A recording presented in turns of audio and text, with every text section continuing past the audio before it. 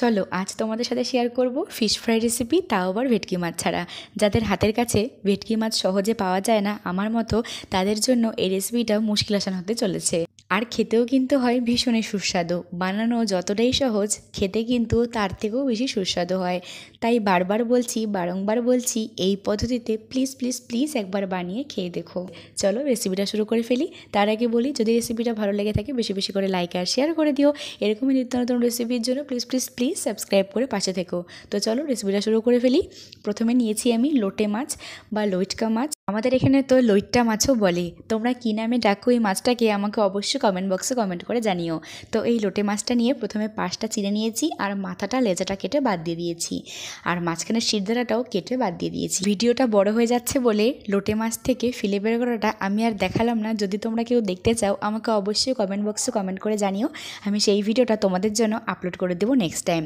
তো লোটে মাছটাকে নিয়ে ভালো মতো লবণ আর লেবু রস দিয়ে মাখিয়ে রেখে দেবো 10 থেকে 15 মিনিট। যেহেতু লইট্টা মাছে জলের ভাগটা বেশি থাকে, তার জন্য লবণ আর লেবু রস দিয়ে মাখিয়ে রেখে দিলে এক্সট্রা জলটা মাছের থেকে বেরিয়ে চলে যাবে, আর মাছের মধ্যে একটা বাজে গন্ধ থাকলে সেটাও চলে যাবে। আর এদিকে আমি 7-8 কোয়া রসুন, 2 ইঞ্চি মতো আদা আর 3টে কাঁচা লঙ্কা ভালো মতো থেতো করে নিয়েছি। আর বিস্কুটটাকে মানে টোস্ট বিস্কুটকে মিক্সিতে ভালো মতো গুঁড়ো করে বিস্কুটের গুঁড়োটাও রেডি করে রেখেছি। দেখে নিশ্চয়ই বুঝতে পারছো লবণ আর লেবু রস দিয়ে মাখিয়ে রাখার পরে লোটে মাছটা থেকে কতটা পরিমাণ জল বেরিয়েছে। সেই এক্সট্রা জলটাকে ফেলে দিয়ে লোটে মাছটার মধ্যে দিয়ে দিচ্ছি থেতো করে রাখা রসুন, আদা, কাঁচা লঙ্কা, দিচ্ছি একটা ডিম, 2 চামচ কর্নফ্লাওয়ার, 2 চামচ ময়দা, সামান্য একটু কাশ্মীর লঙ্কার গুঁড়ো আর একটু লবণ। সবার সাথে ভালো মতো চটকে মাছটাকে মেখে রেডি করে নিয়েছি। এবার একটা করে ফিলে নিয়ে বিস্কুটের গুঁড়োয় কোট করে নিচ্ছি।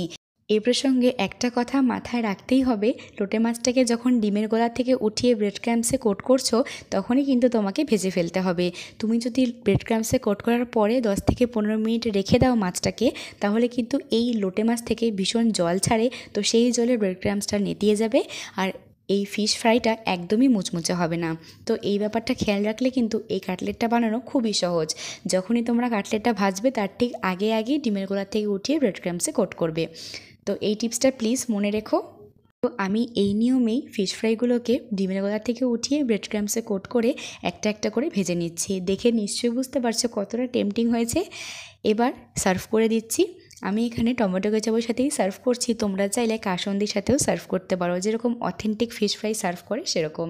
আর ওপর থেকে একটু বিট নুন ছড়িয়ে দিচ্ছি। কেমন লাগলো আজকের রেসিপি জানিও কমেন্ট